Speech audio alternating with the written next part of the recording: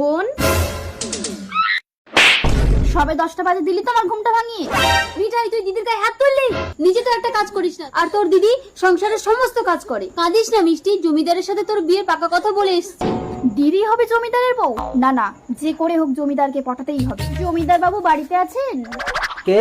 আমার মা আপনার সাথে আমার বিয়ে পাকা করেছে। ও আচ্ছা আচ্ছা, উঠে এসো। আপনি চাইলে আমার সাথে বিয়ের আগেই বউয়ের সাথে নিতে পারেন জমিদার বাবু। ভীষণ ভালো লাগলো, তুমি যাও, আমি কালই তোমাদের বাড়িতে গিয়ে তোমাকে বিয়ে করে আনবো।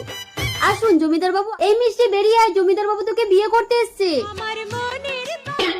আপনি এই মেয়ের কথা বলছিলেন? হ্যাঁ, এই তো আমার বড় মেয়ে মিষ্টি। সত্যিই ভারী মিষ্টি। দাঁড়ান, আপনি আমার সাথে সবকিছু করে আমার দিদিকে বিয়ে করতে পারেন না। মিঠাইয়ের কথা যদি সত্য হয় তাহলে তুমি মিঠাইকেই বিয়ে করো জমিদার বাবু। আমি ওকে চিনি না মিষ্টি। আমি এর প্রতিশোধ নেব। জমিদার বাবু, আমি আপনার বাড়ির চাকরানি হতে চাই। মিঠাই, আদেশ করুন মহারানী। বলো তো মিষ্টি, আমাদের ছেলে হবে না মেয়ে হবে?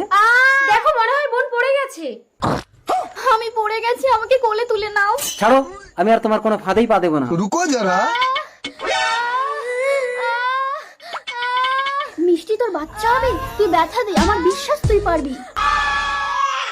আমি চাকরানি, তুই রাজরানী হবি। বেহুশ হয়ে শুয়ে থাক, এই বাচ্চাকে জীবন্ত পুঁতে এসে তো ব্যবস্থা করছি। আরো, তুই কি সবসময় আমার শরীরটাকে ভোগ করবি? কাজের কথা শোন, এই বাচ্চাটাকে পুঁতে দিয়ে আয়। এ কি মিঠাই, তোমার হাতে পাথর কেন? আমার সন্তান কোথায়? তোমার বউ পাথর জন্ম দিয়েছে গো, পাথর জন্ম দিয়েছে। তোমাকে আগেই বলেছিলাম দিদিকে বিয়ে করো না, আমাকে বিয়ে করো। এক্ষুনি ওকে ঘর থেকে তাড়িয়ে দিয়ে আমি তোমাকে বিয়ে করবো। চলো, এই বেরো আমার ঘর থেকে। তুমি আমাকে বিশ্বাস করো, আমি সন্তানের জন্ম দিয়েছিলাম, আমি কান্না শুনে। ঠিক আছে, সন্তানকে যদি খুঁজে আনতে পারো তবেই আমি তোমাকে বিশ্বাস করবো। যাও। জমিদার বাবু, হারু এই বাচ্চাটাকে বাগান বাড়িতে জীবন্ত পুঁতে দিচ্ছিল। মিঠাই, তুমি বাচ্চাটাকে নিয়ে নাও। প্রহরী, তুমি হারুকে বাগান বাড়িতে নিয়ে গিয়ে গাছের গায়ে বেঁধে রাখো, ওকে শান্ত করো। এ কি, মিষ্টি কোলে নিতে বাচ্চাটা শান্ত হয়ে গেল? কারণ বাচ্চাটা ওরই জমিদার বাবু, আমাকে ক্ষমা করে দাও। প্রহরী, এটাকেও বাগান বাড়িতে নিয়ে গিয়ে ওই চোরের সাথে গাছের গায়ে বেঁধে রাখো।